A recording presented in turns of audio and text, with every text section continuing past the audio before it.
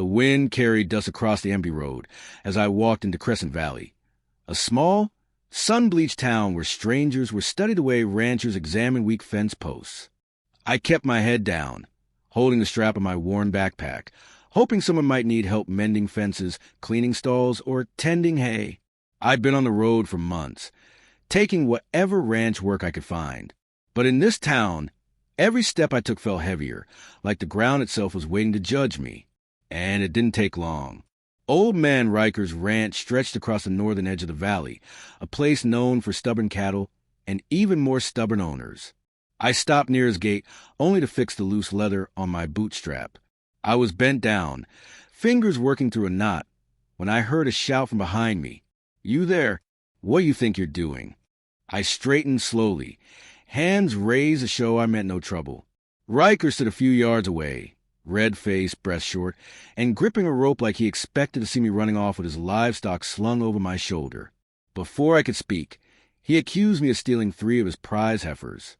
I barely understood what he was shouting about before he stormed off, muttering that he was calling the sheriff. And in a town like this, his word weighed more than any stranger's explanation. Minutes later, I heard the crunch of tires on gravel. A sheriff's truck rolled up, sun glinting off the badge on the door. Sheriff Cole Maddox stepped out, broad-shouldered, steady, the kind of man who stood like the ground didn't dare move under him. His presence was calm but firm, and even though I knew I'd done nothing wrong, something about the way he looked at me made my heart kick once inside my chest. "Sir," he said, voice low but clear, "I need you to step away from the gate." I did as told, lifting my hands again so he could see them. Cole approached slowly, studying me, not with hostility, but with a measured caution that almost felt respectful.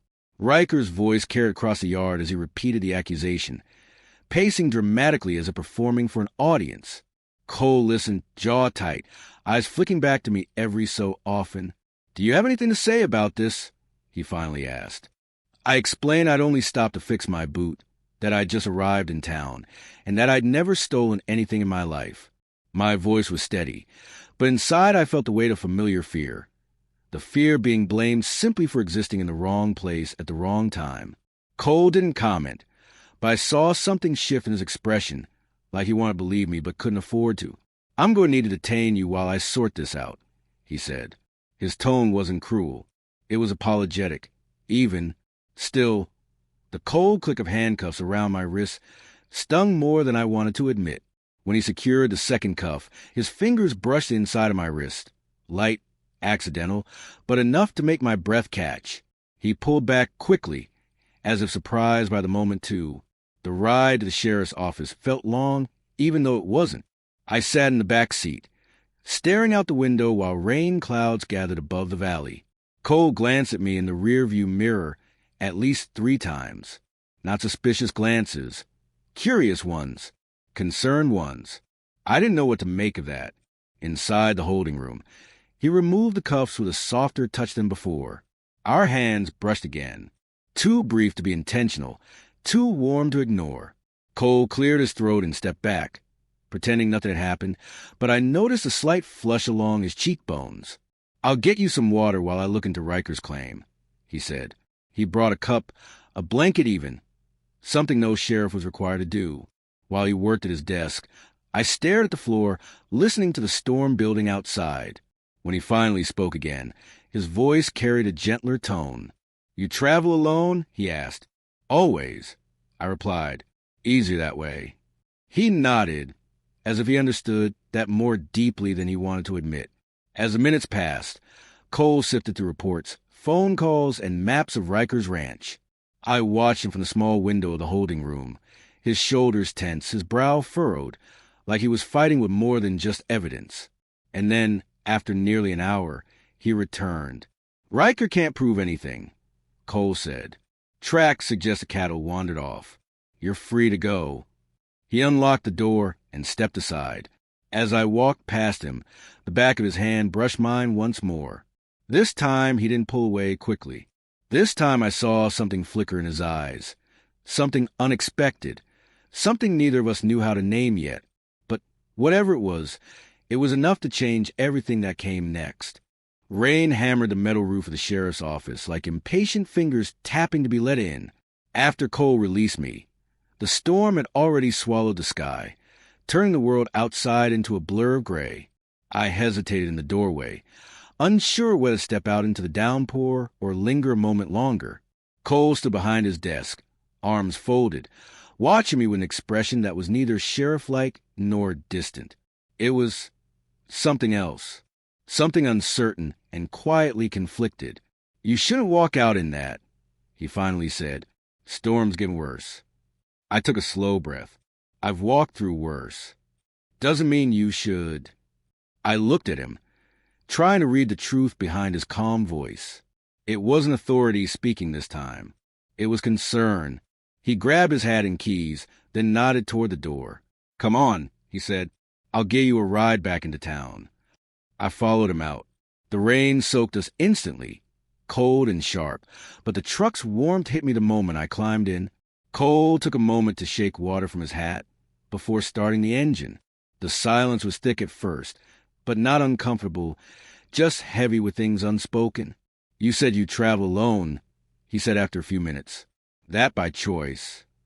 "Mostly," I answered. "Last place I stayed, people assumed the worst of me. Makes it easier not to stick around." Cole's hands tightened slightly on the steering wheel. "I know what that feels like." He didn't elaborate, but the way his eyes drifted toward the wet road told me he was holding more than he let on. A shadow passed across his expression.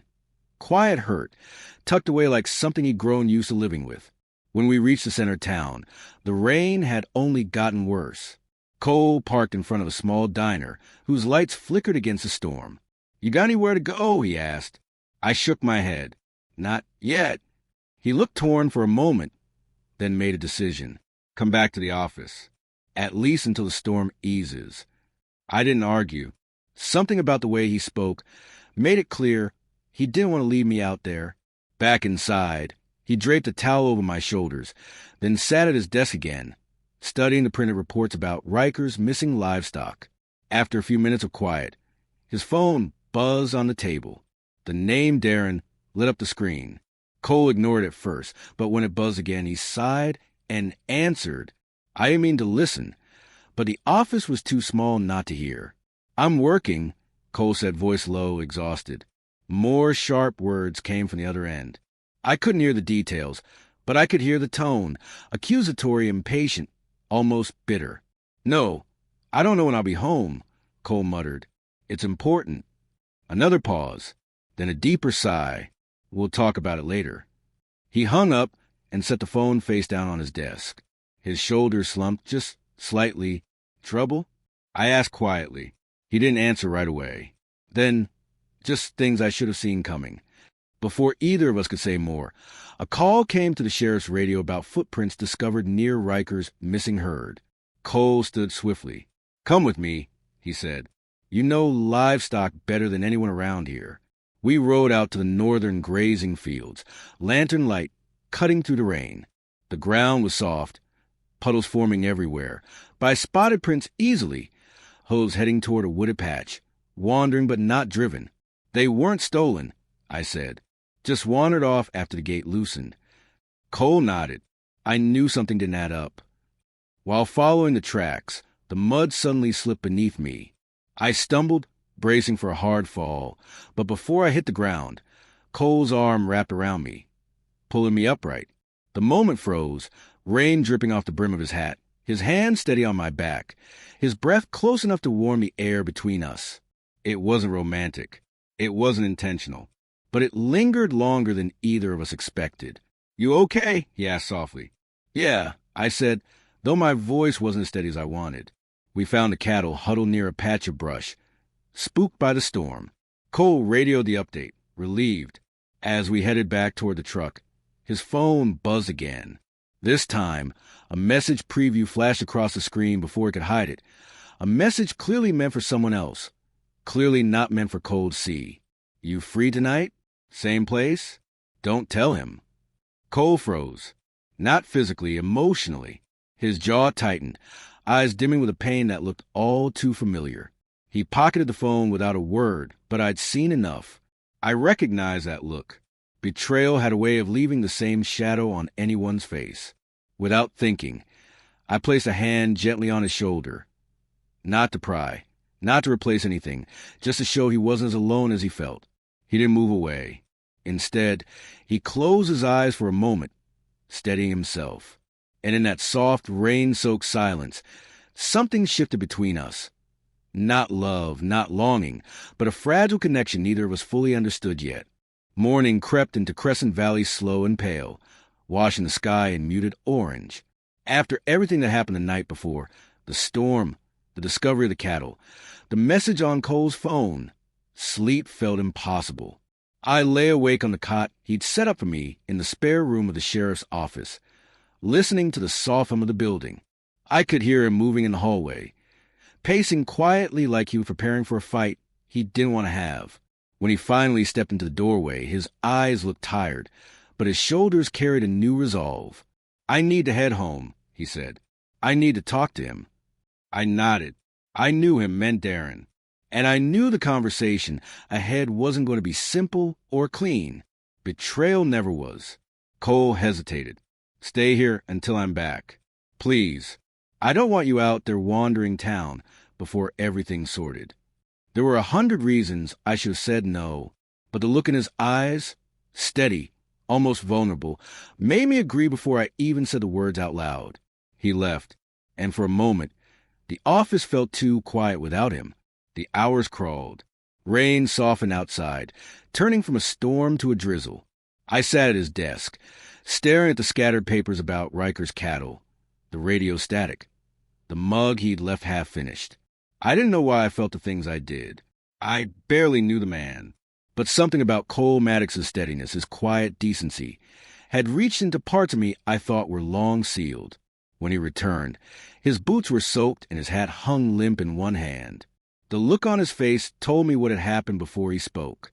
"It's over," he said, voice rough but controlled. "Darren and we ended it." I stood slowly. "I'm sorry." "Don't be." He leaned against the doorway, letting out a breath that sounded like it had been trapped for years. "It's been over for a long time. I was the last one trying to pretend otherwise." He didn't go into detail, but he didn't need to. Pain clung to the edges of his expression, but beneath it was something else. Relief, maybe, or acceptance. "What now?" I asked. Cole shrugged. "Guess I rebuild. Start fresh. Figure out who I am without him." I wanted to tell him he'd figure it out, that he deserved more than someone who had secrets behind locked screens and late-night excuses. But words felt too heavy, so I simply stood beside him as he hung his hat and removed his jacket. We didn't touch, but the space between us felt warmer than before. Later that afternoon, the clouds finally broke open to reveal a clear blue sky. Riker called the sheriff's office to offer an apology, grumbling and half-hearted, but an apology nonetheless. He admitted he'd jumped to conclusions. Cole arranged for me to meet him at the ranch to sort things out. "You don't have to go alone," Cole said as he grabbed his keys. I followed him outside. The air was crisp, the earth still soaked from the storm.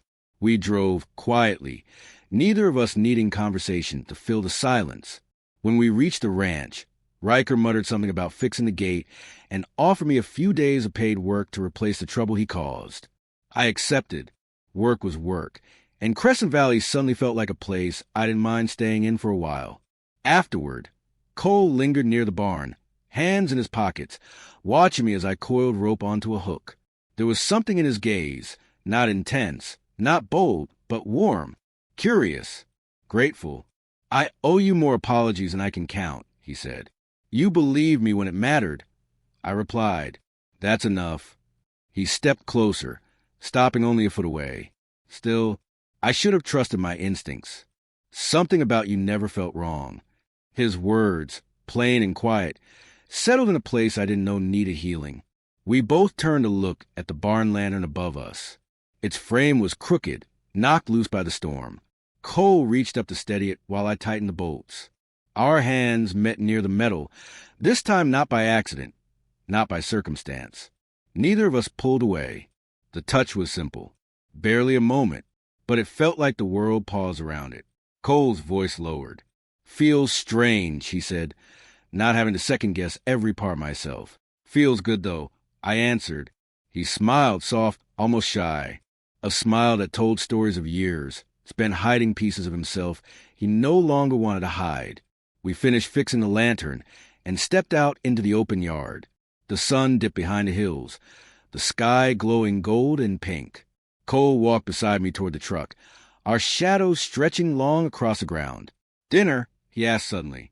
Not official, not romantic, just two people starting over. I looked at him, the calm in his eyes, the honesty in his voice. "I like that." We climbed into the truck as the last light of day faded. The engine rumbled to life, and as we drove back toward town, I couldn't shake the feeling that Crescent Valley, this quiet, stubborn little place, was no longer just a stop on my journey. Maybe, just maybe, it was the beginning of something new. And as Cole glanced over at me with the faintest hint of a smile, I knew one thing for certain. Whatever came next, neither of us had to face alone.